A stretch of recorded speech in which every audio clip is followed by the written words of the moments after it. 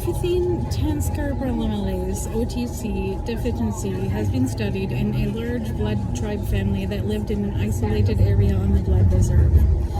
This X-linked recessive disorder has not been identified in any members of the Blackfoot and Pagan tribes that, together with the blood tribe, make up the Blackfoot Nation. The disorder is the result of an incorrectly formed or absent OTC enzyme. The normal OTC enzyme is part of a pathway that converts ammonia from excess protein in the diet into urea in liver cells. When the OTC enzyme is defective, ammonia accumulates in the blood. Ammonia is toxic to the central nervous system. Untreated OTC deficiency produces symptoms of lethargy, coma, and eventual death in early infancy. The error in the OTC gene is usually a point mutation. Treatment is successful in prolonging life.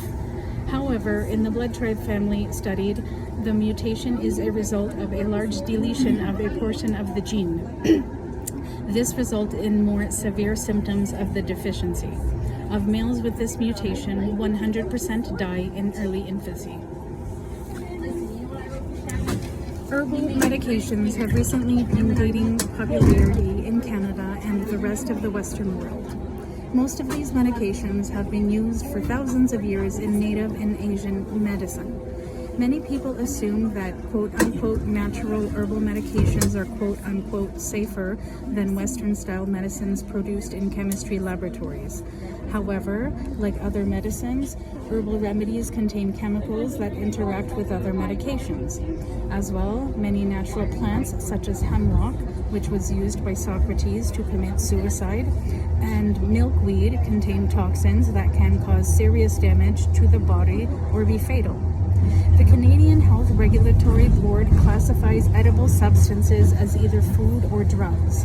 Most herbs have not been tested by pharmaceutical companies because companies cannot patent a naturally growing plant.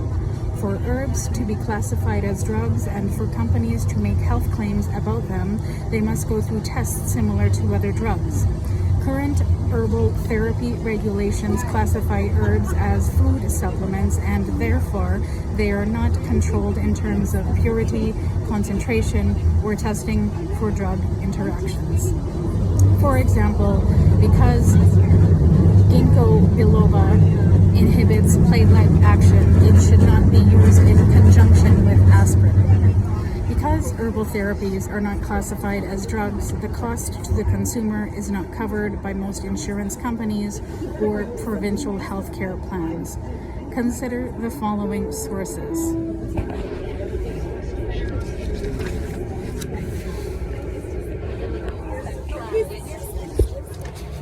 Source 1. Wild Yam Cream.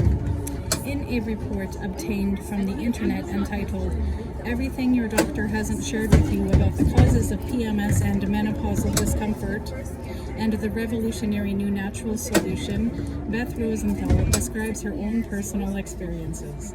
She had very severe symptoms of premenstrual syndrome, which she attributed to supplements containing high levels of estrogen that her mother took during her pregnancy. Symptoms of premenstrual syndrome include depression and premenstrual cramps. Rosenthal began to use wild yam cream. She rubbed it into her skin 3 times a day for 21 and of the 28 days of her menstrual cycle. She reported an increase in sex drive, a greater sense of well-being, and a dramatic decrease in the strength and pain of her menstrual cramps, all without side effects. She then began to advertise her story on the internet so that she could sell the cream. She claims that the cream, which contains natural progesterone, overcomes estrogen dominance, which is the cause of many women's menstrual cycle-related problems. Source 2. Ginkgo biloba. Ginkgo biloba has been used to treat nervous disorders such as mild Alzheimer's disease, short-term memory loss, lack of attention, and mild depression. Studies have shown that ginkgo increases the flow of oxygenated blood to the brain. An abstract obtained from the internet describes a year-long study conducted by Dr. Pierre Labarre to determine both the effectiveness and the safety of this herb. In the study, 202 people with mild to severe Alzheimer's disease were given 3 different tests of memory-related mental abilities, specifically designed to diagnose Alzheimer's disease.